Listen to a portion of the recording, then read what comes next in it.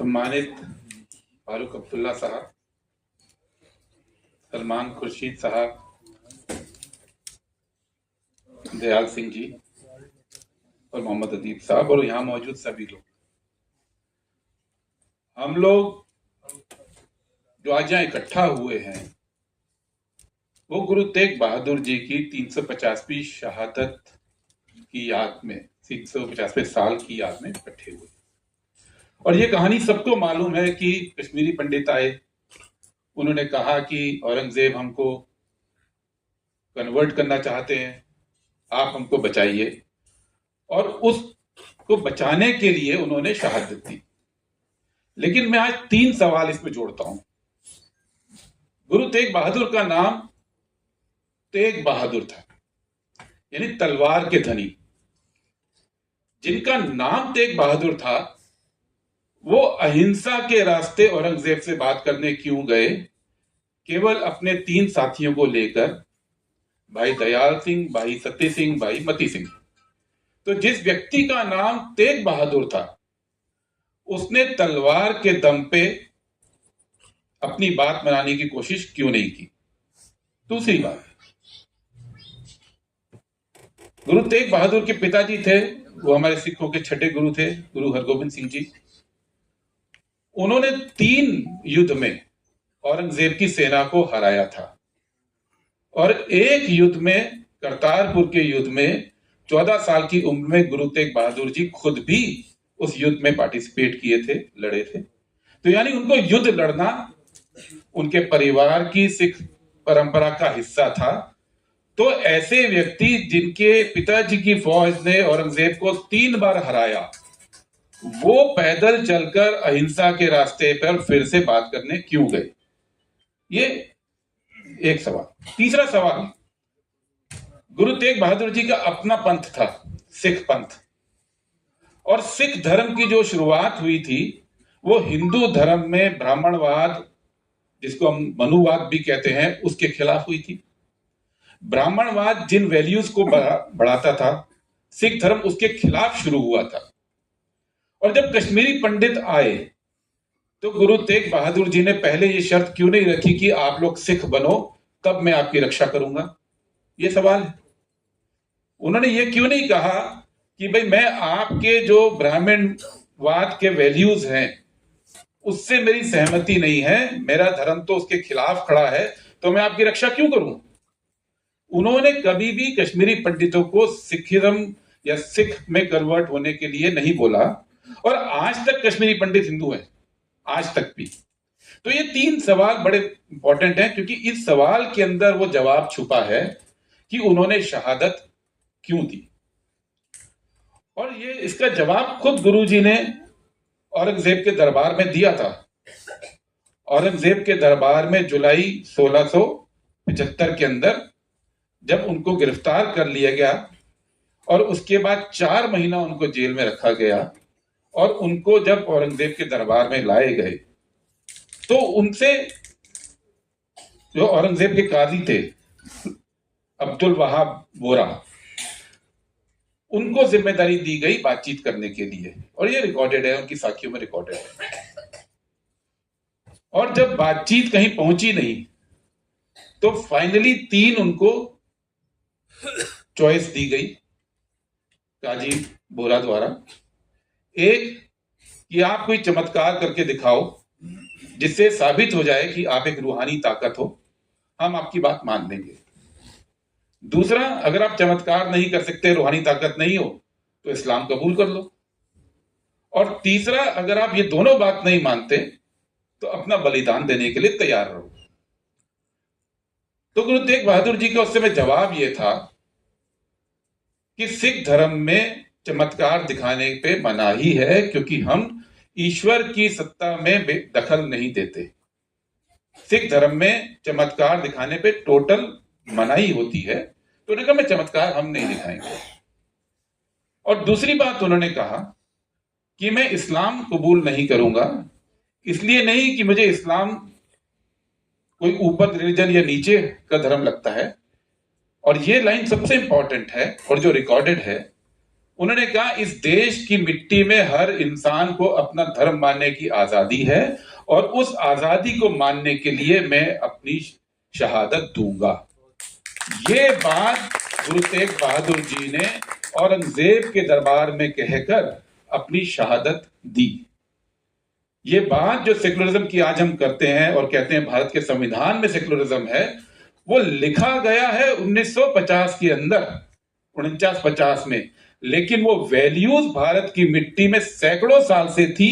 उन्हीं वैल्यूज को बचाने के लिए गुरु तेग बहादुर जी ने अपनी शहादत कबूल की, क्योंकि वो ये कहना चाहते थे कि ये देश सबका है, ये देश केवल एक विश्वास, एक धर्म, एक नीति को मानने वालों का नहीं है। और यही वजह है उनका ये जो अपने परिवार के अंदर, अपने लोगों के अंदर आनंदपुर साहिब से चलने से पहले जब बातचीत हुई, उसमें ये बहुत क्लियर था कि जब आप अहिंसा के रास्ते औरंगजेब के आप बात करने जाओगे तो संभावना यही है कि इसके बाद आप वापस नहीं आएंगे। और उसका सबसे बड़ा प्रूफ यह है कि चलने से 3 दिन पहले उन्होंने अपनी गुरु गद्दी गुरु गोविंद सिंह जी को, जो समय गुरु गोविंद दास बोलते थे, उनका नाम था, सिंह तो बाद में लगा, उनको सौंप कर निकले।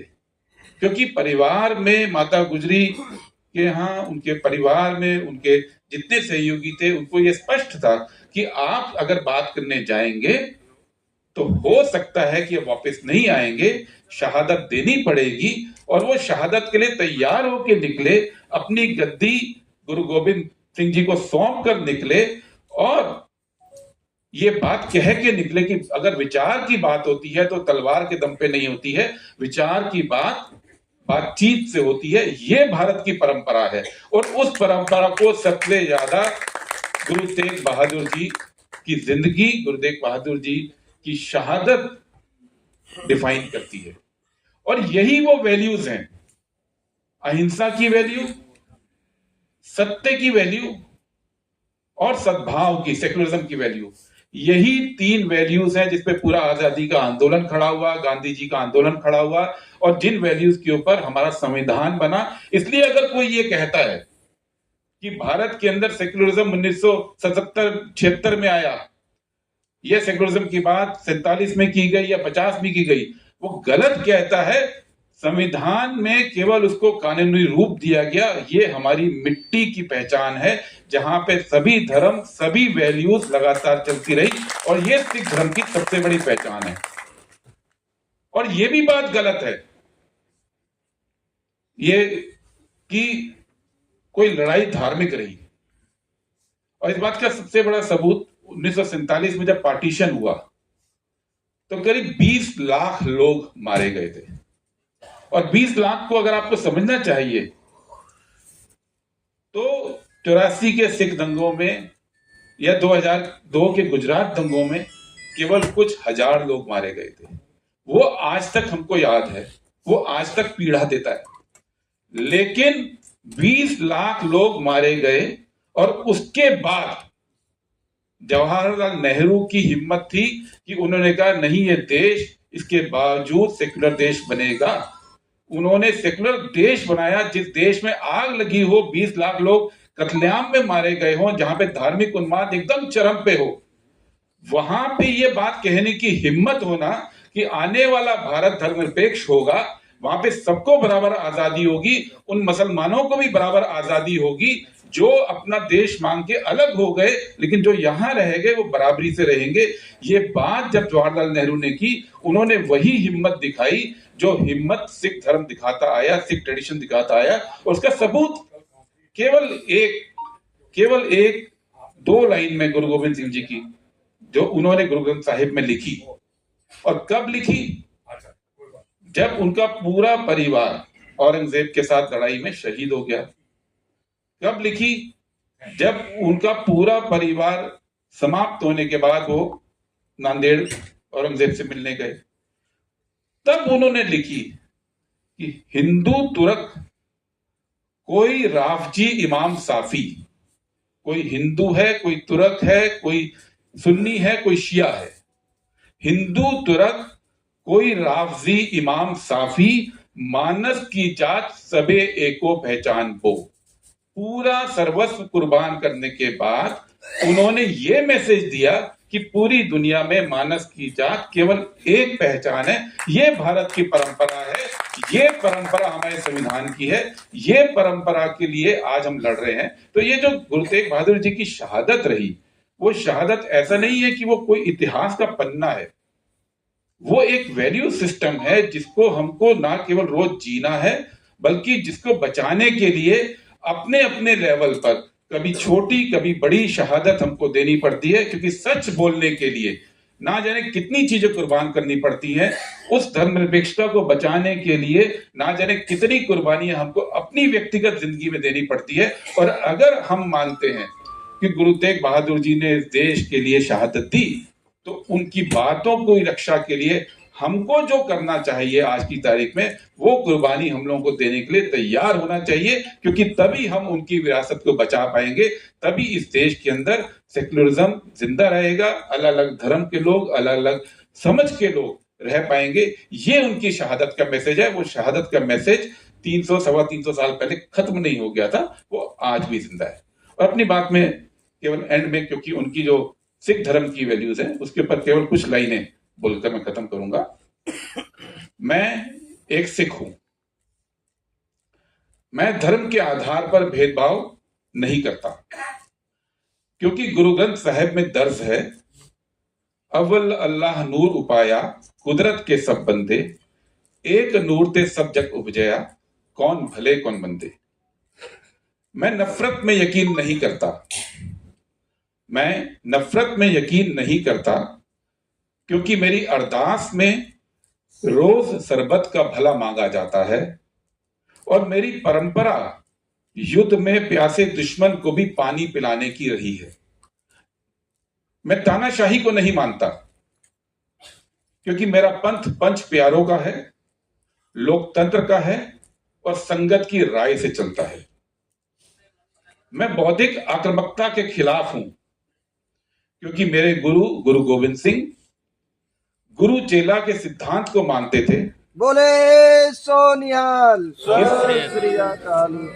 क्योंकि मेरे गुरु गुरु गोविंद सिंह गुरु चेला के सिद्धांत को मानते थे, इसलिए पंच प्यारों को चुनने के बाद खुद उनसे दीक्षा लेते हैं और अपनी ही मर्जी के खिलाफ पंचों की राय के आगे सिर भी झुकाते हैं। और इसका अलग ऐतिहासिक संदर्भ है कि गुरु गोविंद सिंह जी की राय अलग थी, चमकौर साहब में पंचों की राय अलग थी और गुरु गोविंद सिंह जी ने उनको माना। तो अपनी मर्जी के खिलाफ पंचों की राय के आगे सिर झुकाते हैं, ये हमारी परंपरा है। मैं जातिवाद का विरोधी हूं, क्योंकि मैं जानता हूं कि पंच प्यारे भी दलित पिछड़ों से थे। दर्जी, नाई, भिश्ती, खत्री और जाट थे, और मेरे गुरु ने उनको सदारी बख्शकर उन्हें खुद अपना गुरु माना था। ये मेरी परंपरा है। मैं मानवाधिकार का समर्थक हूं, क्योंकि सिख इतिहास गरीब, मजलूम, सताए हुए लोगों के लिए अपना शीश देकर सर्वोच्च बलिदान देने का इतिहास है। मैं दूसरों पर विश्वास का और भरोसे का हिमायती हूं, क्योंकि मैं जानता हूं कि हमारे 10वें गुरु ने अपने चारों बेटे कुर्बान करके भी, अपना पूरा परिवार खोकर भी, तमाम छल कपट और धोखे खाकर भी अरदास में सिखों को विश्वास दान और भरोसा दान देने की बात की है। हमारी अरदास में आता है कि सिखों को विश्वास दान, विसाहा दान, भरोसा दान मिले। तो ये उन्होंने अपने तमाम छल कपट सहकर भी अपने संगत को बोला कि सिखों को विश्वास दान और भरोसा दान होना चाहिए।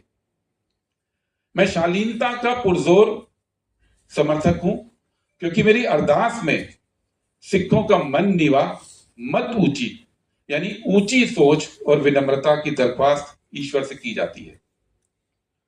मैं सच कर्म से नहीं डरता, सच्चे काम से नहीं डरता, क्योंकि मुझे सिखाया गया है कि शुभ कर्मन ते कभू न डरूं और निश्चय कर अपनी जीत करूं। मैं धर्म के आधार पर भेदभाव नहीं करता, क्योंकि गुरु ग्रंथ साहिब में दर्ज है कि अव्वल अल्लाह नूर उपाया, कुदरत के सब बंदे, एक नूर ते सब जग उपजया, कौन भले कौन बनते।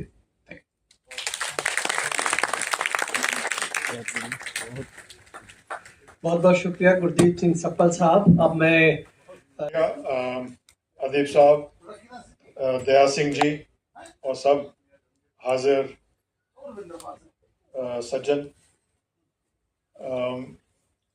मैं रिलीजियस स्कॉलर नहीं हूँ और मैं वाकिफ हूँ सिख धर्म के बारे में।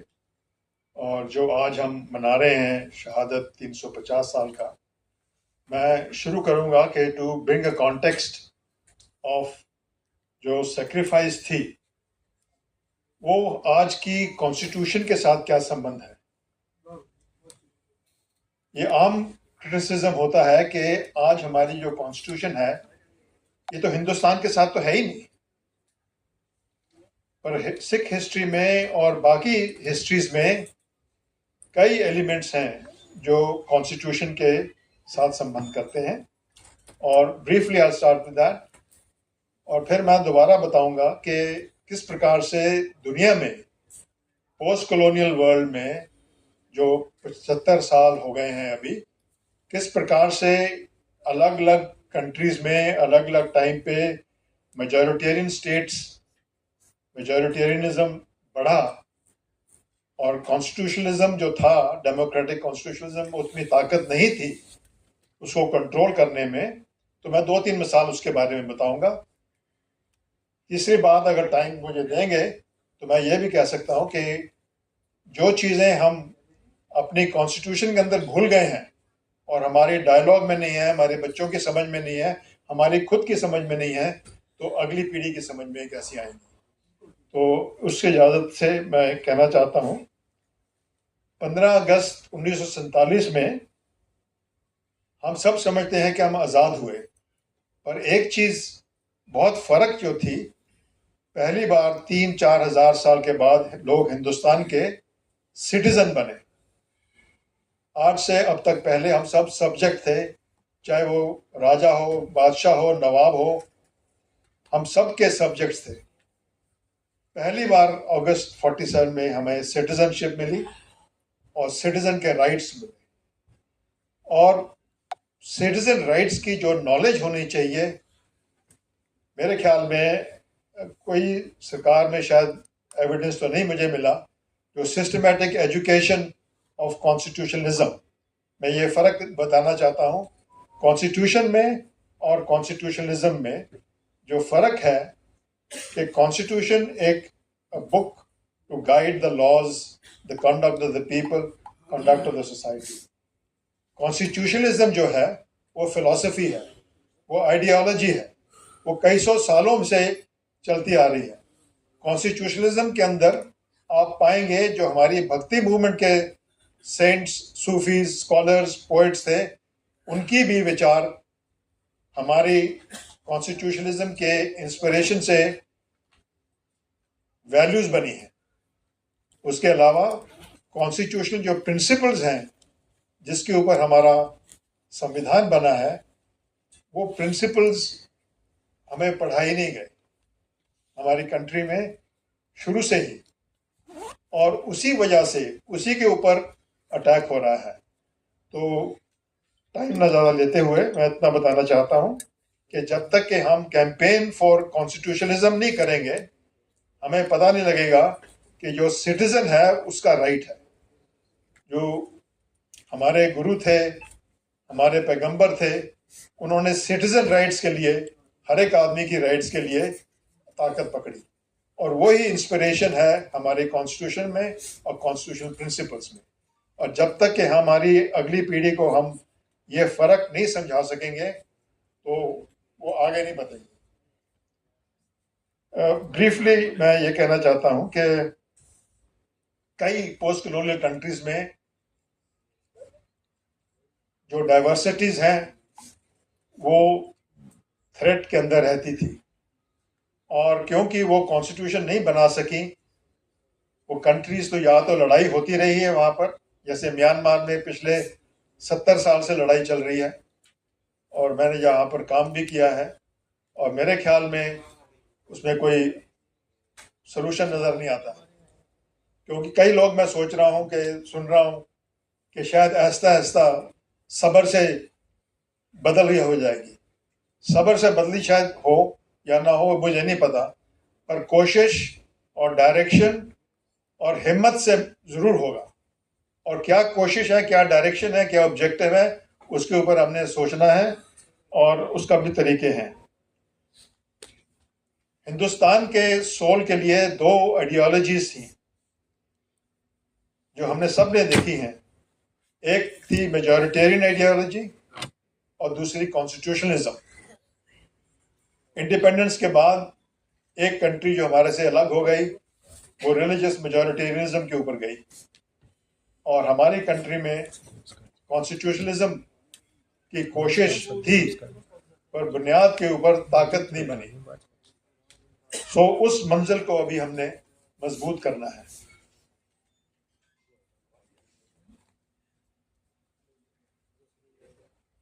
हमने कोशिश की है कई यूनिवर्सिटीज़ के साथ मिलकर के कॉन्स्टिट्यूशनलिज्म की एजुकेशन सिस्टम्स को आगे बढ़ाना, क्योंकि जब तक के लोगों के अंदर ये समझ नहीं होगी कि किस प्रिंसिपल के साथ सोशल कोहेजन पे हैं, वो समझेंगे नहीं कि आगे क्या कॉन्स्टिट्यूशन से हमें मिलेगा। तो ये नॉलेज हमारी सोसाइटी में, हमारे बच्चों में, हमारी फ्यूचर जनरेशंस में सिस्टमेटिकली बढ़ाना है।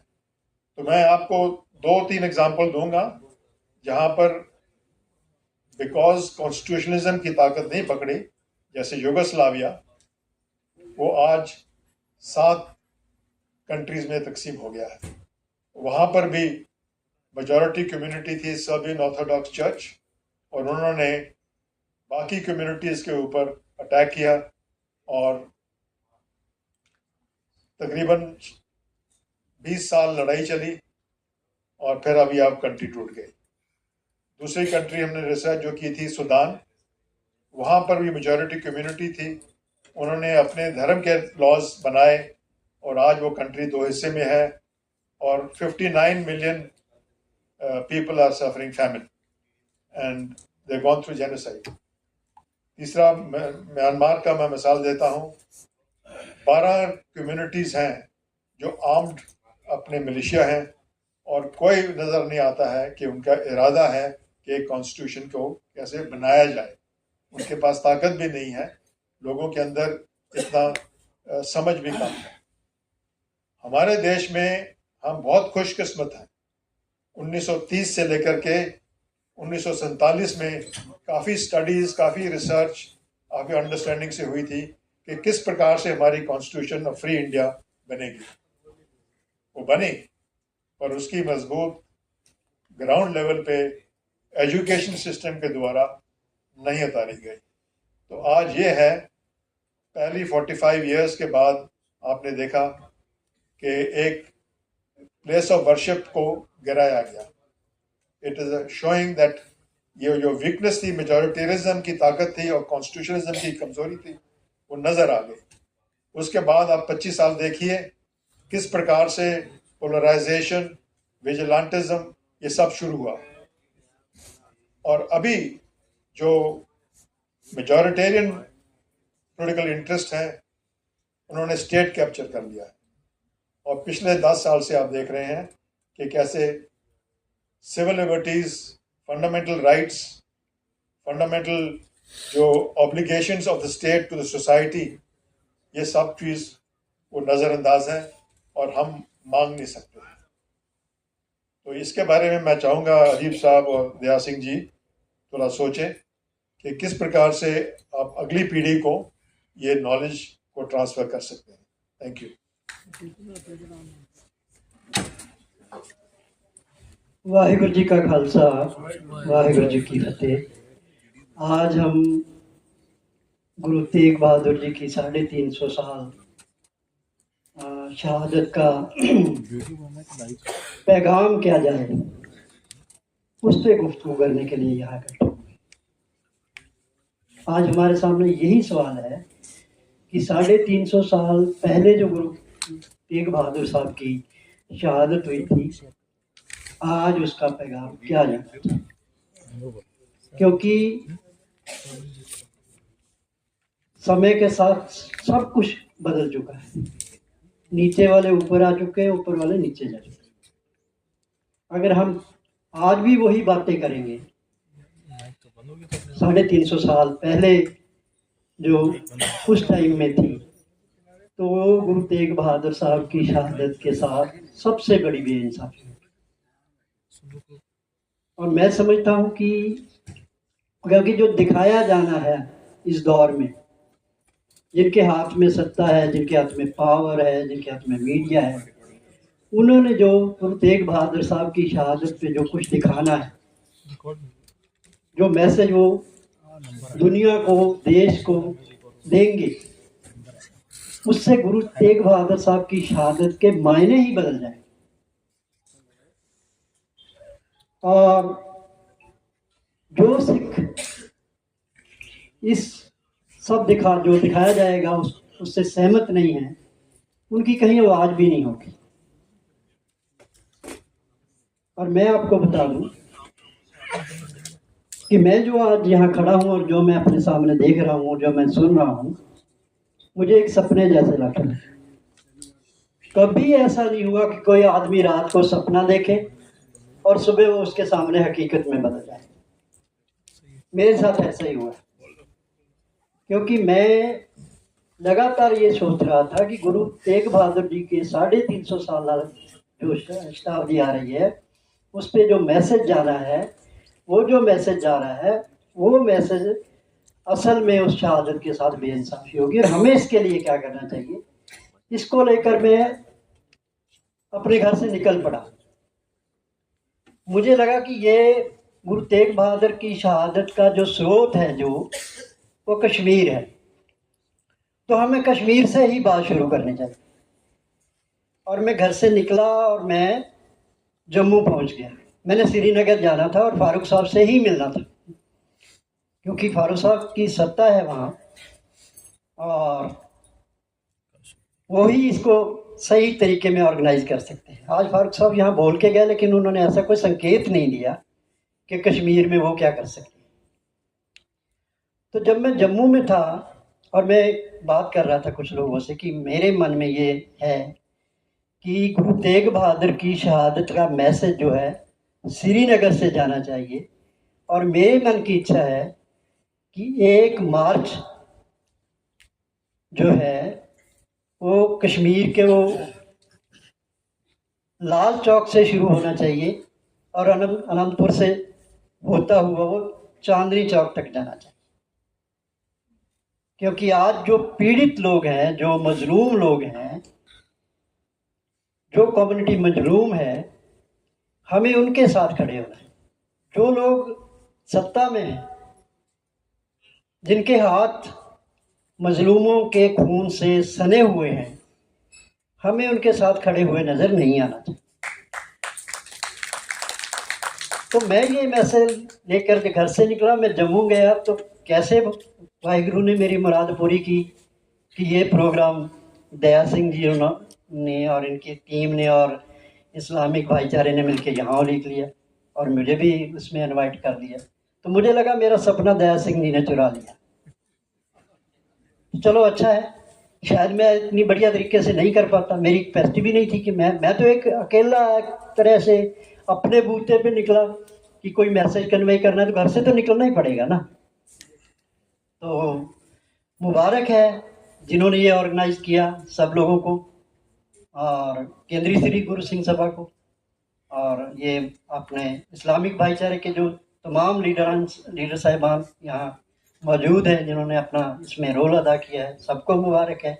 खुर्शीद साहब कांग्रेस से हैं, वो अपनी तरफ से आए हैं, अच्छी बात है, उनको भी बहुत बहुत मुबारक।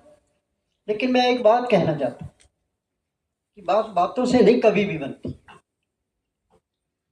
अगर हम ये चाहते हैं कि मैसेज गुरु तेग बहादुर का सही तरीके से सही संदर्भ में जाना चाहिए, तो उसके लिए जैसे गुरु नानक देव जी ने कहा ना कि सच की बाणी नानक आखे, सच सुनाए सी सच की बेला। तो सच कहने का तो इससे बड़ा और मौका क्या होगा कि आज हम सच नहीं कहते तो फिर कब कहेंगे। वो दौर भी देखा है तारीख की नज़रों ने, लम्हों ने खता की है, सदियों ने सजा पाई। अगर इस लम्हे में हम खता कर जाएंगे तो फिर क्या पता कब हमारी जिंदगी में तो दोबारा गुरु तेग बहादुर जी का वो 400 साल जो आएगा तो हमारी जिंदगी में तो आना नहीं है वो। तो हमें तो आज ही कुछ कहना चाहिए। तो मेरी ये इच्छा है कि यहाँ से एक प्रस्ताव जाना चाहिए श्री अकाल तख्त साहब की जत्थेदार, क्योंकि आपको याद होगा, सिखों को तो याद होगा कि 2004 में जब गुरु ग्रंथ साहिब का 400 साल स्थापना दिवस मना रहे थे तो आरएसएस ने कहा था कि हम भी इसमें पार्टिसिपेट करेंगे, हम भी वो लेके आएंगे अलग अलग जगहों से नगर कीर्तन क्या होगा। तो अकाल तख्त साहब से एक हुक्मनामा जारी हुआ था कि कोई भी सिख आरएसएस के प्रोग्राम में शामिल ना हो, क्योंकि इनकी विचारधारा, गुरु नानक की विचारधारा और मन्नू की विचारधारा, झगड़ा किसका है? सारे क्लेश की जड़ तो ये दो विचारधाराओं में टकराव तो विचारधारा का ही है ना। मन्नू की विचारधारा मनुष्य को कैद करके गुलाम बना के शोषण करने की, गुरु नानक की विचारधारा कहती है मानस की जा सबे के पहचान। तो अगर हम सही मायने में अगर चाहते हैं कि गुरु तेग बहादुर जी की शहादत का सही मैसेज जाए, तो मेरे ख्याल से आज जो सत्ता में हैं लोग जो पूरे ताम झाम से तैयारी कर रहे हैं कि हमने गुरु तेग बहादुर साहब का शहीदी पुरब मनाना है, तो जिनका वो शहीदी पुरब मनाने जा रहे हैं, उनकी शहादत का जो मकसद है वो तो उनकी ज़िंदगी से मेल ही नहीं खाता, क्योंकि उनके किरदार तो पुराने क्या आज भी वही हैं। आज भी लव जिहाद है, आज भी वो धर्मों में टकराव करा के अपनी सत्ता के लिए हिंदू मुस्लिम करवा रहे हैं। तो आज अगर सिख उनके साथ खड़े होंगे जिनके शिकार हैं मजलूम, तो फिर हम क्या मैसेज देंगे? इतिहास हमारे बारे में क्या लिखेगा? किस दौर में कैसे थे वो सिख जो उनके साथ खड़े थे, जो मुजलूमों के कातिल थे और मना रहे थे गुरु तेग बहादुर साहब की शहादत। तो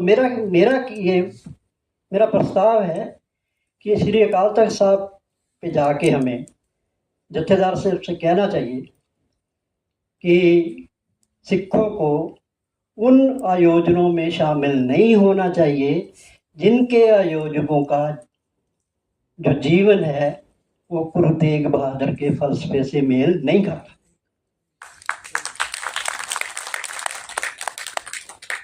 और आज जो प्रोग्राम हम यहाँ कर रहे हैं, वैसे दया सिंह जी ने बताया कि और जगह भी है हमारा प्रोग्राम, तो हमें हर स्टेट में ये करवाना चाहिए। मेरी इच्छा तो थी कि हम श्रीनगर से स्टार्ट करते। ये मैसेज जो हम दिल्ली से दे रहे हैं ये श्रीनगर से आना चाहिए, क्योंकि श्रोमणी कमेटी वही रवायती प्रोग्राम उनका है कि हम कश्मीरी पंडित जहाँ से आए थे उस गांव से नगर कीर्तन लेके आएंगे।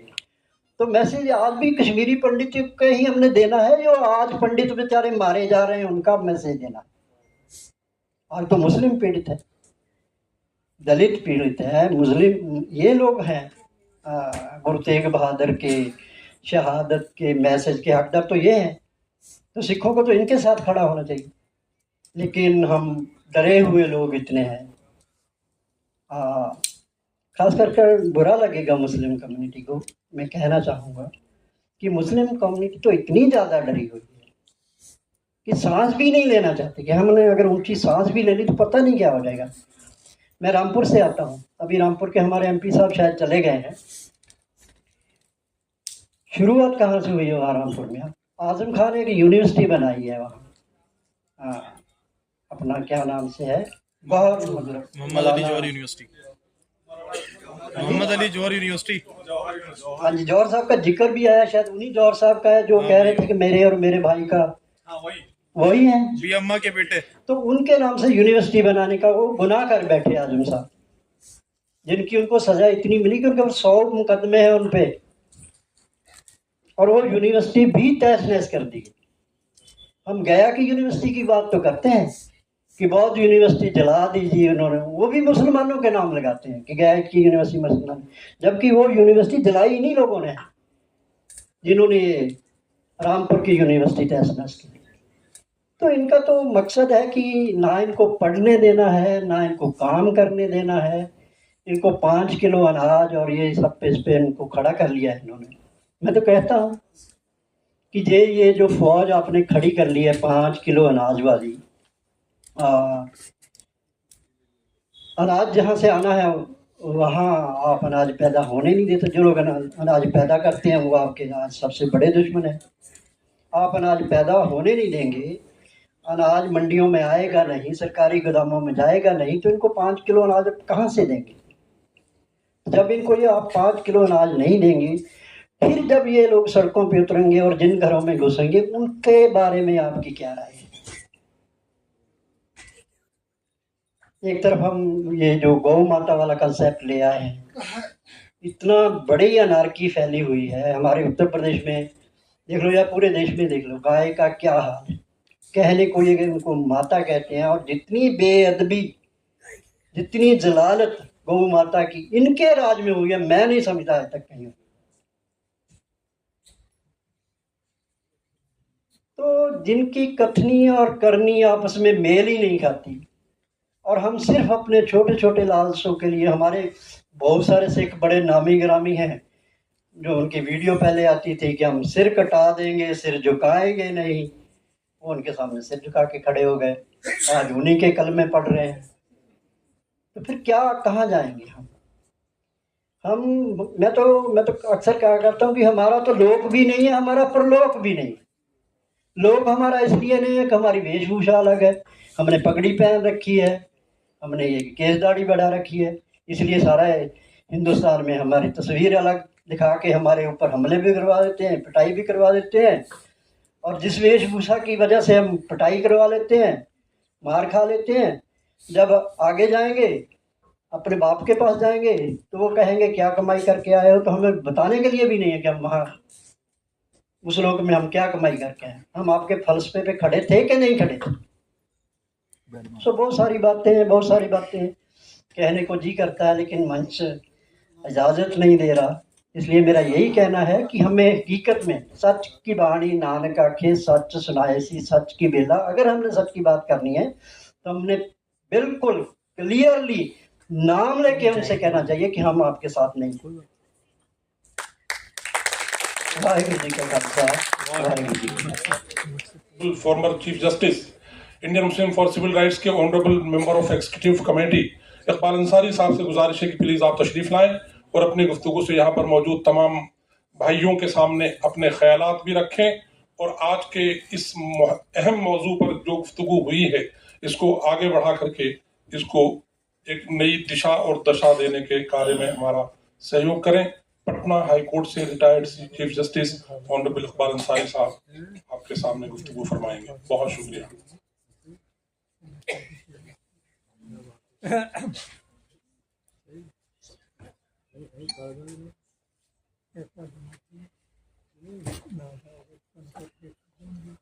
इस सेमिनार के चेयरपर्सन या प्रेसिडेंट सलमान खुर्शीद साहब, हमारे बहुत ही मुअज़्ज़िज़ बड़े भाई अदीब साहब, दया सिंह और आप सब हज़रात, मेरा आदाब कबूल करें।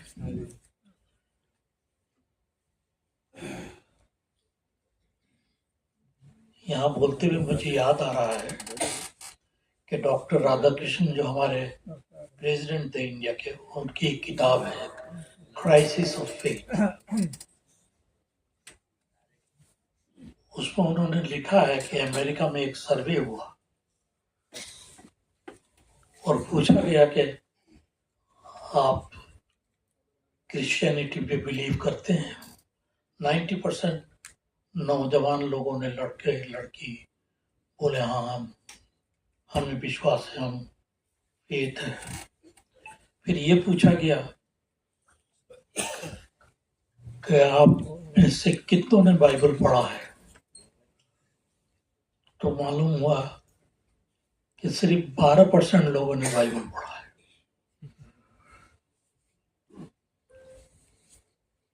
हम लोग इस्लाम पे यकीन रखते हैं, उसको हम अपना दीन बोलते हैं,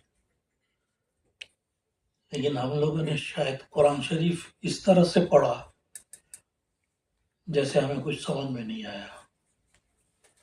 और यही शायद फारूक अब्दुल्ला साहब बोलना चाहते थे कि अपने दीन को समझो। इस मामले में जो सिख है वो हमसे बहुत आगे, क्योंकि वो वही बानी पढ़ते हैं जिसको वो समझते हैं और जिसको वो बोलते हैं। हमारा जो जुम्मे की नमाज है उसमें जो खुतबा होता है, खुतबा is address, it is a message from the imam to the people, लेकिन वो अरबी में बोलते हैं। तो क्या बोला हमें कुछ समझ में नहीं आया, और बहुत वक्त तो उनको भी समझ में नहीं आता इमाम साहब को कि वो क्या बोल रहे हैं। ये एक हमारे यहाँ भी बहुत बड़ी क्राइसिस है। दूसरी चीज जो मैं बोलना चाहता था वो ये है कि औरंगजेब जिसको बोलते हैं कि हम उसके, वो हमारे पुरखे नहीं हैं। हम औरंगजेब के फॉलोवर नहीं हैं। ये बात हम सबको समझना चाहिए। लेकिन जो हमारे सिख भाई हैं वो ये सारे गुरुओं के फॉलोवर हैं।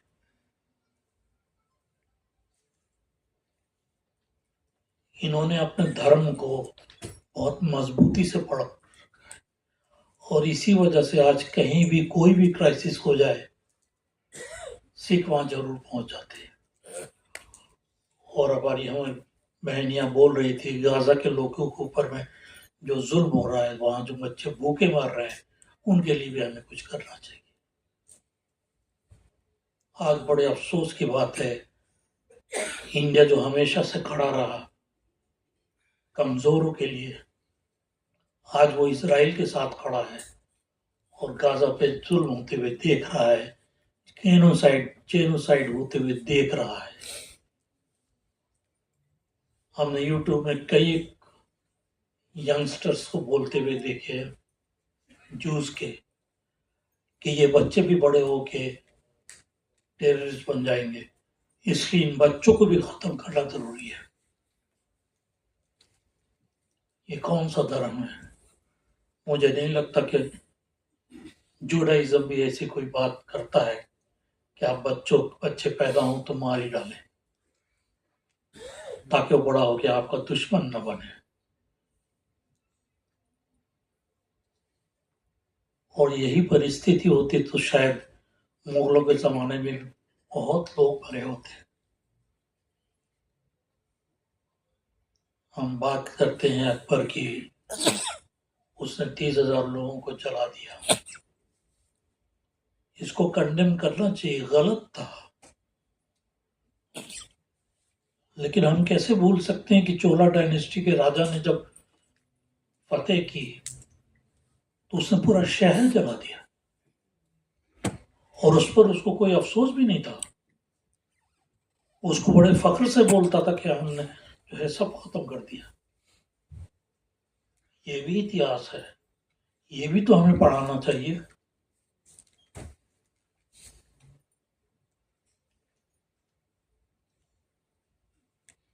एक चीज और बोलना चाहूंगा कि हमारा हर कदम अगर गलत हुआ तो उसका असर हम सबके कम्युनिटी पे पड़ेगा। फारूक अब्दुल्ला साहब बहुत जज्बाती तकरीर करके गए हैं, लेकिन एक टाइम में वो भी आरएसएस वालों के साथ सरकार चला रहे थे। ये तो हम नहीं भूल सकते ना। उन्होंने बड़े अच्छी बातें कही, हमने उसे सुनी भी, हम शेयर भी करते, उनका दर्द भी समझते हैं।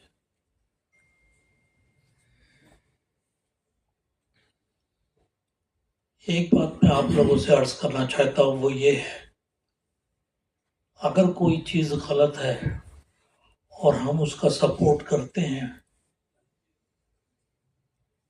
तो किसी दिन हमें वो गलत चित्र हमें भी रिपोर्ट करें। हमारे एक जज गुजरे हैं, बहुत ही फेमस, बहुत सेलिब्रेटेड, जस्टिस HR खन्ना,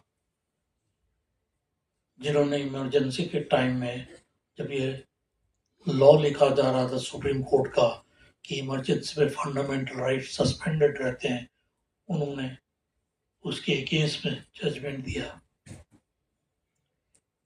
लेकिन जब 3 जज सुप्रीम कोर्ट के सुपरसीड करके जस्टिस AN रॉय को चीफ जस्टिस बनाया गया तो खामोश रहे।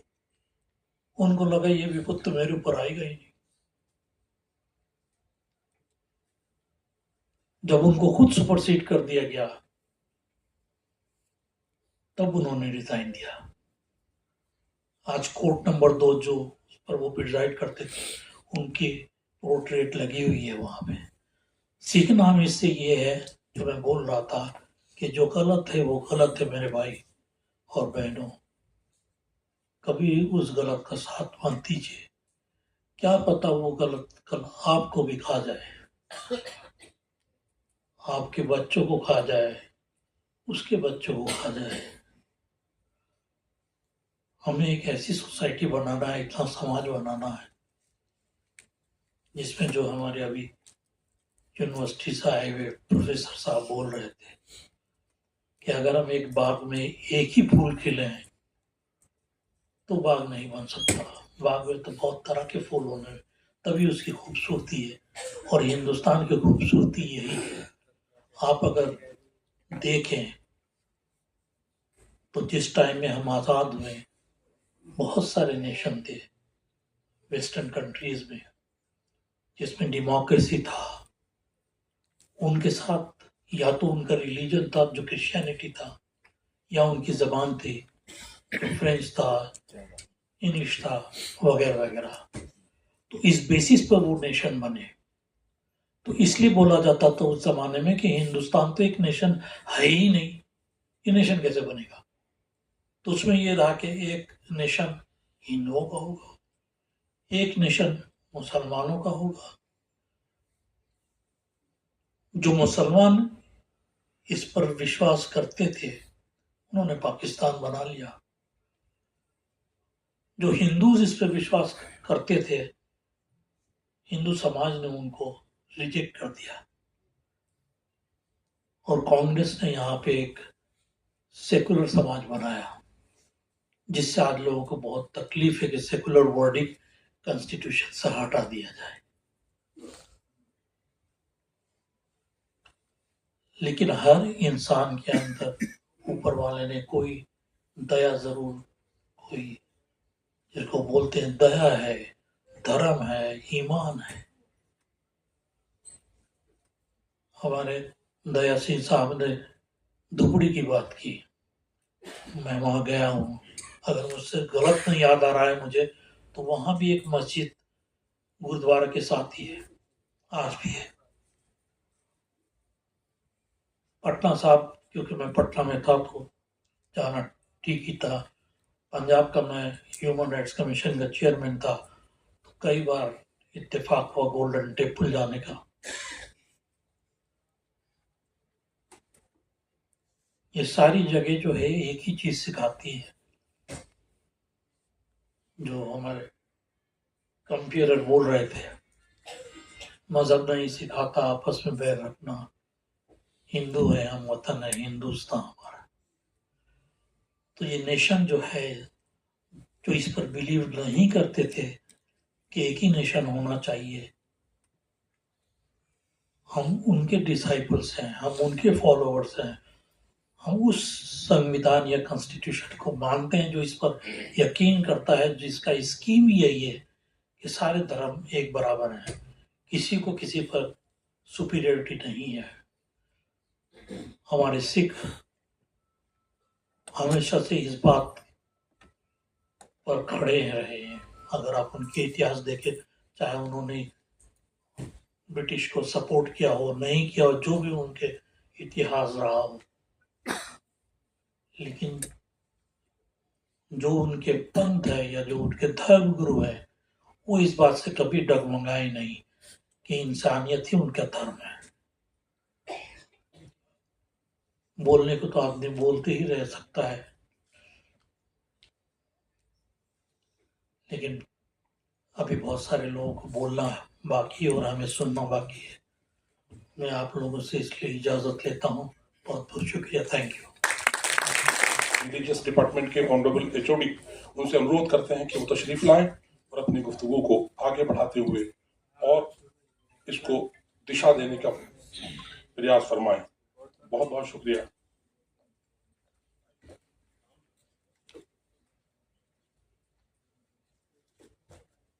गुरु तेग बहादुर जी की 350वीं शहादत पर इकट्ठर आज के सेमिनार में हाजिरीन सभी डेलीगेट्स, सबसे पहले गुरु गोबिंद सिंह महाराज जी की फतेह बुलाए। वाहिगुरु जी का खालसा, वाहिगुरु जी की फतेह। मैंने अपने डिपार्टमेंट की तरफ से और अपने कैरियर में बहुत सारी इंटरफेथ और पीस की कॉन्फ्रेंस अटेंड की है, और जो आज की कॉन्फ्रेंस है ये उन सभी कॉन्फ्रेंस से अलग है। आज दुनिया में, संसार भर में लोग बात करते हैं कि इंटरफेथ डायलॉग होना चाहिए। कोई ना कोई डिफरेंट रिलीजियस कम्युनिटी में कोएग्जिस्टेंस के लिए, सद्भावना के लिए कोई मिनिमम प्रोग्राम होना चाहिए। मगर जब हम मिनिमम प्रोग्राम की बात करते हैं, उसका जो कॉमन सेंट्रल पॉइंट जिसमें एक एक्सट्रीम है, एक्सट्रीम क्या है? एक तरफ तो औरंगजेब और उनकी पॉलिसी है, दूसरी तरफ गुरु तेग बहादुर जी हैं। और आप ये जानते हैं कि दोनों के साथ दो कम्युनिटी हैं, एक पास से मुस्लिम कम्युनिटी है और दूसरी तरफ सिख कम्युनिटी है। एक्सट्रीम की जो शहादत वापरी, जैसे अंग्रेजी में शब्द हम बोलते हैं मर्टायर, और इस्लामिक परंपरा में शहादत का कंसेप्ट है, और हम गुरु तेग बहादुर जी के लिए कई शब्द और भी बोल देते हैं कि बलिदान, कुर्बानी। और मेरी ये धारणा है कि गुरु तेग बहादुर जी की जो शहादत आज से 350 साल पहले हुई, ऐसी शहादत दुनिया में रिलीजियस कम्युनिटी की हिस्ट्री में अब तक ना हुई है और ना होएगी। इसका एक लॉजिक है कि अपने प्रिंसिपल के लिए, अपने अकीदे के लिए, अपने विचार के लिए तो बहुत लोग, बहुत सी नेशन, कौम शहीद होते आए हैं, मगर किसी दूसरे के लिए, किसी दूसरे फेथ के लिए, जिस फेथ में आपकी उतनी श्रद्धा नहीं है, बात चल रही थी जहाँ कि गुरु तेग बहादुर जी को ऐसे प्रोजेक्ट किया कि जैसे तिलक जंजू का राखा। तिलक जंजू का राखा जहाँ एक सिंबॉलिक है, जहाँ तिलक जंजू का मतलब किसी पार्टिकुलर कम्युनिटी के लिए नहीं है, जहाँ तिलक जंजू का राखा का मतलब रिलीजियस फ्रीडम की बात है। जब हम रिलीजियस फ्रीडम की बात करते हैं और किसी उस फेथ की बात करते हैं जिसमें आपकी मानता नहीं है, मैं जनेऊ की बात कर रहा था। हमारे जो सिंह सभा, केंद्रीय सिंह सभा के प्रेसिडेंट प्रोफेसर श्याम सिंह जी जब बोल रहे थे, वो बात कर रहे थे कि सबसे पहले आप गुरु नानक देव जी का फलसफा, उनकी फिलॉसफी समझे। गुरु नानक देव जी को जब पंडित जनेऊ पहनाने जाता है तो गुरु नानक देव जी इनकार कर देते हैं कि मैंने जनेऊ नहीं पहनना। क्यों नहीं पहनना? गया कपा संतोख सूत जत गंढी सत वट। अगर रिलीजन की जब हम डेफिनेशन देखते हैं तो उसमें दया जरूरी है, कंपैशन जरूरी है। विदाउट कंपैशन रिलीजियस जो रिचुअल्स ने उसकी कोई वैल्यू नहीं है। मैं इस बात को आगे बढ़ाऊंगा, बात करेंगे हम इस मसले पे कि गुरु तेग बहादुर जी की जो शहादत है, इसको आप कुर्बानी क्यों ना कहें, बलिदान क्यों कहते हैं, ये टर्म सही नहीं है। It's not correct term for Guru Tegh Bahadur. सबसे पहले मैं आपको ये बात बताऊं कि मैं जिस डिपार्टमेंट से, जहां हाजिर हुआ हूँ, उस डिपार्टमेंट का नाम है गुरु Govind Singh department of religious study. और इस डिपार्टमेंट की जो बुनियाद है, गुरु गोविंद सिंह महाराज के 300 साला जब प्रकाश पर्व मनाया गया था, उस समय इंडिया के राष्ट्रपति जाकिर हुसैन जी ने उसकी नींव पत्थर रखी थी। और जिस डिपार्टमेंट में मैं काम कर रहा हूँ, जिस बिल्डिंग में बैठ के हम काम करते हैं, उस बिल्डिंग की जो बुनियाद है, उस पर हमारे इंडिया के राष्ट्रपति जाकिर हुसैन जी के आंखों के आंसू गिरे हुए हैं, उनके अथरू हैं उस बुनियाद में। जब जाकिर हुसैन जी उस बिल्डिंग का नींव पत्थर रख रहे थे, उनके ये बोल थे कि सिखों ने जो इज्जत, जो सत्कार साईं मियां मीर को दिया था, आज मुझे मालूम हो रहा है कि ऐसा सत्कार सिख लोग मुझे दे रहे हैं। जब उन्होंने ये बात कही, एक तरफ को ईट रख रहे थे, नाल दी नाल उनकी आंखों से आंसू डब गए। जो बात मैं आपको बता रहा था कि जो हमारा डिपार्टमेंट है, डिपार्टमेंट ऑफ रिलीजियस स्टडी, 1967 में बना। कौन सी गवर्नमेंट से, ये आप लोग जानते हैं, मैं जाऊंगा तो पॉलिटिक्स में चल जाऊंगा। और उस डिपार्टमेंट की बुनियाद क्या है? एक स्कॉलर है मैक्स मूलर, उसने ये बात कही कि जो व्यक्ति केवल एक धर्म को जानता है, किसी दूसरे धर्म को नहीं जानता, वो अपने धर्म को नहीं जान सकता। अगर हमने आपके धर्म, मजहब, दीन, धर्म, रिलीजन को अंडरस्टैंड करना है, तो दूसरे धर्म को भी अंडरस्टैंड करना पड़ेगा। और इसके लिए जरूरी है कि डिफरेंट रिलीजियस कम्युनिटी के लोग बैठें और विचार करें। मैं अभी बात करेंगे हम गुरु तेग बहादुर जी की, क्योंकि मैं रिलीजियस स्टडी का स्टूडेंट हूँ। आप सभी लोग जितने, क्योंकि सेमिनार का मतलब कल्ला सुनना नहीं है, सेमिनार में पार्टिसिपेट करना है। मैं सभी को एक क्वेश्चन दे रहा हूँ कि अपने मन में आप विचार करें कि धर्म क्या है। नाम उसको कोई भी दे दे, मजहब, रिलीजन, फेथ, अपने मन में उसकी डेफिनेशन निर्धारित करें। और मेरा चैलेंज है कि हम रिलीजन को डिफाइन नहीं कर सकते, रिलीजन की हम एक डेफिनेशन नहीं दे सकते। जब डिफाइन करेंगे कि रिलीजन का कोई ना कोई पक्ष इससे बाहर रह जाता है, पासे रह जाएगा। मगर अगर आपने रिलीजन को समझना है, अंडरस्टैंड करना है, तो मैं कहूँगा कि आप गुरु तेग बहादुर जी को समझिए। जब आप गुरु तेग बहादुर जी को समझ लेंगे, आपको धर्म, रिलीजन, मजहब, दीन समझ में आ जाएगा कि वो क्या होता है। अगर आपने धर्म को समझना था, श्री गुरु तेग बहादुर जी को समझिए। इसीलिए सिख अरदास में आता है कि गुरु तेग बहादुर सिमरिया घर नौ निध आवे थाए। 9 निधियां जो सबसे ज्यादा उसकी प्राप्ति होती है गुरु तेग बहादुर जी को याद करने की। मेरे सामने बैठे हरदीप जी, उन्होंने बहुत बढ़िया व्याख्यान दिया था, तो मैं इतनी डिटेल में तो नहीं जाता।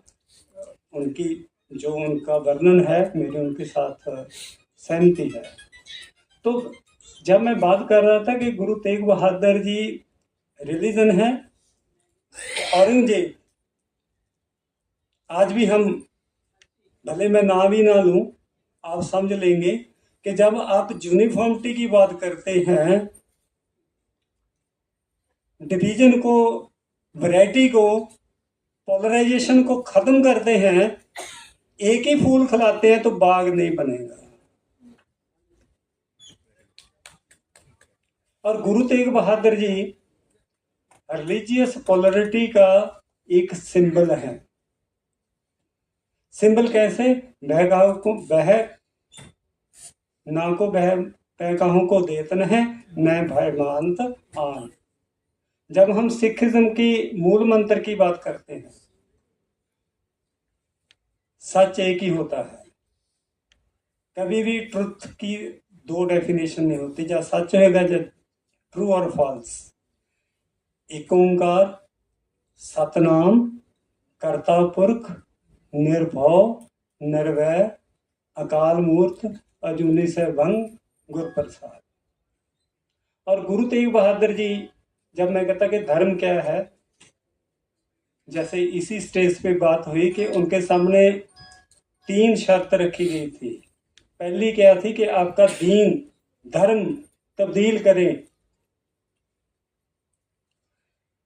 धर्म एक है, जैसे एक ओंकार, धर्म एक से ज्यादा नहीं हो सकते। धर्म के मार्ग अलग हो सकते हैं, धर्म को मनने का, धर्म के फेथ के जो पाथ है वो डिफरेंट हो सकते हैं, मगर दीन तो एक ही है, धर्म तो एक है। जब एक है और वो तब्दील हो ही नहीं सकता तो औरंगजेब कैसे तब्दील करवा सकता था? हम कहते हैं कि उनको दीन तब्दील करने के लिए गया। फिलोसफिकली गुरु तेग बहादुर जी ने ये बताया कि धर्म नहीं तब्दील हो सकता। अगर धर्म नहीं तब्दील हो सकता तो करामात की बात करते हैं। करामात कभी भी पर्सनल नहीं होती, व्यक्तिगत नहीं होती।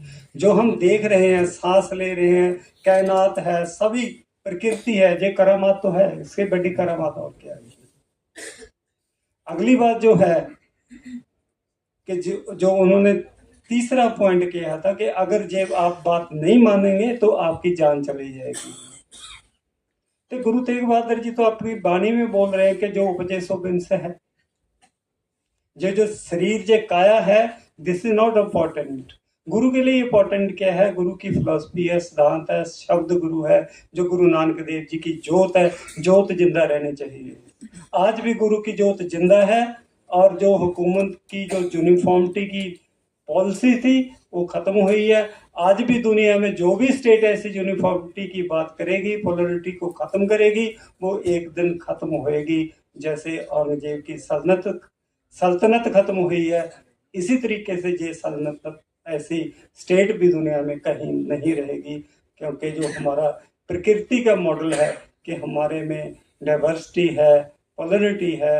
और जैसे लास्ट बात सर, 1 मिनट, गरमानी में एक बहुत अच्छा शब्द है जो इस फिलॉसफी को बयान करता है। हर के लिए, अकाल पुरख के लिए, परमात्मा के लिए, हर आप पे एक रंग है, आप पे बहु रंगी, जो तुस भावे नानका साई गल चंगी। और जो मोनोथिज्म और प्लुरलिज्म दोनों में कम्बिनेशन है और सिख फिलॉसफी में है। और सिख फिलॉसफी, गुरु तेग बहादुर जी की फिलॉसफी जिंदा है, जिंदा रहेगी। और गुरु तेग बहादुर जी की शहादत को मैं प्रणाम करता हूँ। वाहिगुरू जी का खालसा, वाहिगुरू जी की फतेह।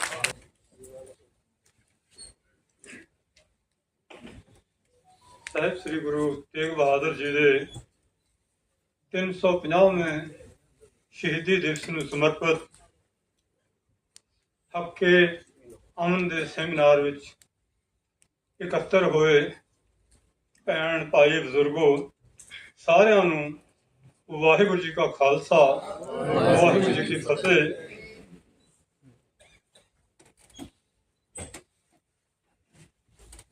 ਮੇਰੇ ਨਾਲ ਕੋਈ ਇਸ ਤਰ੍ਹਾਂ ਦੀ ਘਟਨਾ ਵਾਪਰੀ ਕਿ ਮੈਂ ਚਿੱਤੀ ਸੀਗਾ ਕਿ ਆਵਾਂ ਕੇ ਨਾਮ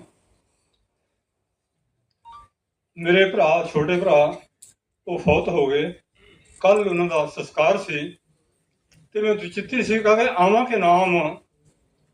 ਪਰ ਮੈਨੂੰ ਫਿਰ 9ਵੇਂ ਪਾਤਸ਼ਾਹ ਦੀ ਸ਼ਹਾਦਤ ਯਾਦ ਆਈ ਕਿ ਇਹ ਫੌਤ ਹੋਏ ਤੇ ਮੈਂ ਸ਼ਹਾਦਤ ਤੇ ਜਾਣਾ ਹੈ, ਮੈਨੂੰ ਜਾਣਾ ਚਾਹੀਦਾ। ਇਸ ਕਰਕੇ मैं ਤੁਹਾਡੇ ਦਰਸ਼ਨ ਕਰਨ ਵਾਸਤੇ ਇੱਥੇ ਹਾਜ਼ਰ ਹੋਇਆ। ਔਰ ਮਨ ਦੇ ਵਿੱਚ ਕਈ ਤਰ੍ਹਾਂ ਦੇ ਵਲਵਲੇ ਨੇ। ਸਾਹਮਣੇ ਖੁਰਸ਼ੀਦ ਸਾਹਿਬ ਬੈਠੇ ਨੇ, ਅਬਦੁੱਲਾ ਸਾਹਿਬ ਬੈਠੇ ਨੇ, ਹੋਰ ਬਹੁਤ ਵੱਡੀਆਂ ਸ਼ਖਸੀਅਤਾਂ ਬੈਠੀਆਂ ਨੇ। ਦਿਆਲ ਸਿੰਘ ਨੇ ਇਸ ਕੰਮ ਨੂੰ ਕਰਨ ਵਾਸਤੇ ਬੜਾ ਲੰਮੇ ਸਮੇਂ ਤੋਂ ਲੱਗੇ ਹੋਏ ਨੇ।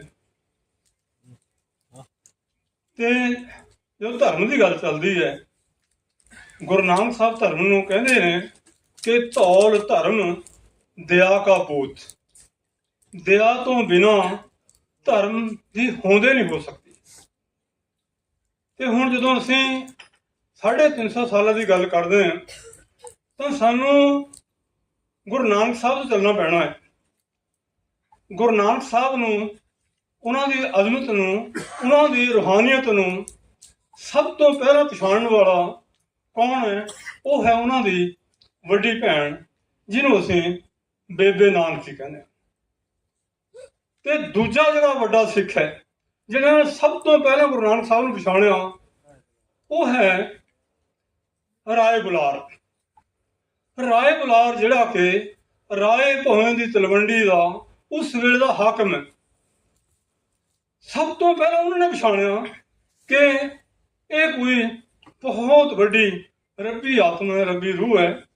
ਜਿਹੜੀਆਂ ਸਾਖੀਆਂ ਦੇ ਵਿੱਚ ਜ਼ਿਕਰ ਆਉਂਦਾ ਹੈ, ਪਹਿਲਾਂ ਕਿਉਂਕਿ ਹਰ ਇੱਕ ਪਿਓ ਨੂੰ ਇਹ ਹੁੰਦਾ ਕਿ ਮੇਰਾ ਬੇਟਾ ਦੁਨੀਆ ਦੇ ਵਿੱਚ ਕੰਮ ਕਰਕੇ, ਪੈਸਾ ਕਮਾ ਕੇ, ਸ਼ੋਹਰਤ ਕਮਾ ਕੇ, ਅਹੁਦੇ ਕਮਾ ਕੇ ਮੇਰਾ ਨਾਂ ਰੌਸ਼ਨ ਕਰੇ।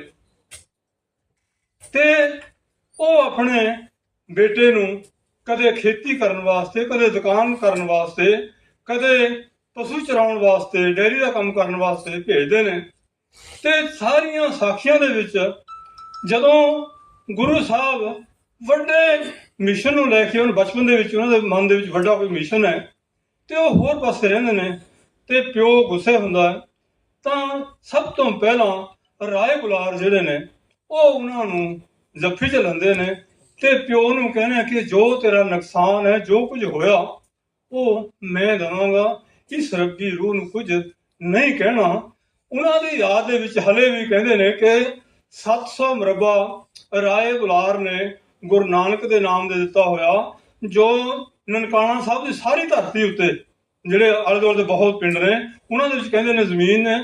ਪਿੱਛੇ ਜੇ ਇੱਕ ਵਾਰੀ ਖਬਰ ਵੀ ਆਈ ਸੀ ਕਿ ਉਸ ਜ਼ਮੀਨ ਉੱਤੇ ਜਿਹੜੇ ਲੋਕ ਬੈਠੇ ਹੋਏ ਨੇ, ਉਹਨਾਂ ਨੇ ਜਾ ਕੇ ਕੋਰਟਾਂ ਦੇ ਵਿੱਚ ਦਾਅਵਾ ਕੀਤਾ ਸੀ ਤੇ ਫਿਰ ਜਿਹੜੇ ਉੱਥੋਂ ਦੀਆਂ ਕੋਰਟਾਂ ਨੇ, ਉਹਨਾਂ ਨੇ ਅਖੀਰ ਦੇ ਵਿੱਚ ਜਿਹੜੀਆਂ ਪਾਰਟੀਆਂ ਸੀ, ਉਹਨਾਂ ਨੇ ਕਿਹਾ ਤੁਹਾਨੂੰ ਇਹ ਗੱਲ ਸਮਝ ਨਹੀਂ ਲੱਗੀ ਹੈ ਕਿ ਗੁਰੂ ਨਾਨਕ ਸਾਹਿਬ ਦਾ ਇੱਥੋਂ ਛੱਡ ਕੇ ਕਰਤਾਰਪੁਰ ਚਲੇ ਗਏ, ਇਹਦਾ ਤੁਹਾਡੇ ਵਾਸਤੇ। ਫਿਰ ਉਹਨਾਂ ਨੇ ਆਪਣਾ ਕਹਿੰਦੇ ਦਾਅਵਾ ਵਾਪਸ ਲੈ ਲਿਆ। ਇਹ ਰਿਕਾਰਡ ਦੇ ਵਿੱਚ ਹੈਗਾ। ਤੇ ਹੁਣ ਗੁਰੂ ਨਾਨਕ ਸਾਹਿਬ ਨੇ ਮਤਲਬ ਅਸੀਂ ਗੁਰੂ ਤੇਗ ਬਹਾਦਰ ਸਾਹਿਬ ਤਾਂ ਹੀ ਆਵਾਂਗੇ ਉੱਧਰ ਨੂੰ ਜੇ ਸਾਨੂੰ ਪਹਿਲਾਂ ਗੁਰੂ ਨਾਨਕ ਸਾਹਿਬ ਦੀ ਗੱਲ ਸਾਡੇ ਸਾਹਮਣੇ ਹੋਵੇਗੀ। ਹੁਣ ਅਸੀਂ ਮਤਲਬ ਸਭ ਤੋਂ ਪਹਿਲਾਂ ਜਿਹੜਾ ਅਸੀਂ ਸਿੱਖ ਮੁਸਲਮਾਨਾਂ ਦੀ ਗੱਲ ਕਰਦੇ ਹਾਂ ਤੇ ਸਾਨੂੰ ਇਹ ਪਤਾ ਹੋਣਾ ਚਾਹੀਦਾ ਕਿ ਸਭ ਤੋਂ ਪਹਿਲਾਂ ਉਹਨਾਂ ਦੀ ਭੈਣ ਤੋਂ ਬਾਅਦ ਜੇ ਕੋਈ ਗੁਰੂ ਨਾਨਕ ਦਾ ਸਿੱਖ ਬਣਿਆ, ਜੇ ਸਿੱਖ ਬਣਨਾ ਕੋਈ ਜ਼ਰੂਰੀ ਨਹੀਂ ਕਿ ਮੇਰੇ ਵਾਂਗ ਗਾਤਰਾ ਪਾ ਕੇ ਦਾੜੀ ਬੰਨ੍ਹ ਕੇ, ਉਹਨਾਂ ਦੀ ਰੂਹਾਨੀਅਤ ਦੇ ਰਸਤੇ ਉਹਦੇ ਪਾਂਧੀ ਹੀ ਬਣਨਾ ਜਿਹੜਾ ਉਹ ਰਾਏ ਬੁਲਾਰ। ਹੁਣ ਉਸ ਤੋਂ ਅਗਲਾ ਜਦੋਂ ਉਹ ਆਪਣੇ ਪੈਗਾਮ ਨੂੰ ਲੈ ਕੇ ਸਾਰੀ ਦੁਨੀਆ ਦੇ ਵਿੱਚ ਜਾਣਾ ਹੁੰਦਾ ਤਾਂ ਉਸ ਵੇਲੇ ਸਾਥੀ ਕੌਣ ਹੈ? ਉਹ ਸਾਥੀ ਵੀ ਭਾਈ ਮਰਦਾਨਾ ਹੀ ਹੈ।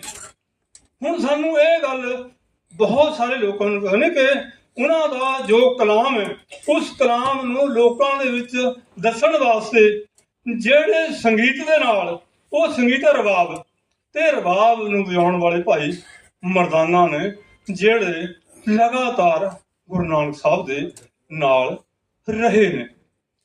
ਹੁਣ ਅਗਲੀ ਗੱਲ ਕਿ ਦੋ ਚੀਜ਼ਾਂ ਨੇ, ਇੱਕ ਹੈ ਰਾਜ ਕਰਨ ਵਾਲੇ। ਰਾਜ ਕਰਨ ਵਾਲਿਆਂ ਨੇ ਲੋਕਾਂ ਦੇ ਵਿੱਚ ਭਰਮ ਪੈਦਾ ਕਰਕੇ ਆਪਣੀ ਤਾਕਤ ਨੂੰ ਪੱਕੀ ਕਰਨਾ ਹੁੰਦਾ। ਇਹ ਸ਼ੁਰੂ ਤੋਂ ਹੀ ਕੰਮ ਚੱਲ ਰਿਹਾ। ਤੇ ਹੁਣ ਇੱਕ ਗੁਰੂ ਨਾਨਕ ਸਾਹਿਬ ਵੇਲੇ ਵਿੱਚ ਜਿਹੜੀ ਰਾਜ ਕਰਨ ਵਾਲੀ ਤਾਕਤ ਹੈ ਉਹ ਮੁਸਲਮਾਨ ਹੀ ਹੈ। ਲੋਧੀ ਖਾਨਦਾਨ, ਜਿਸ ਇਲਾਕੇ ਦੇ ਅਸੀਂ ਲੋਧੀ ਗਾਰਡਨ ਦੇ ਇਲਾਕੇ ਦੇ ਬੈਠੇ, ਲੋਧੀ ਸਲਤਨਤ ਹੈ। ਤੇ ਉਹਨਾਂ ਨੇ ਦੌਲਤ ਖਾਨ ਲੋਧੀ ਨੇ ਬਾਬਰ ਨੂੰ ਪੈਗਾਮ ਦੇ ਕੇ ਬੁਲਾਇਆ।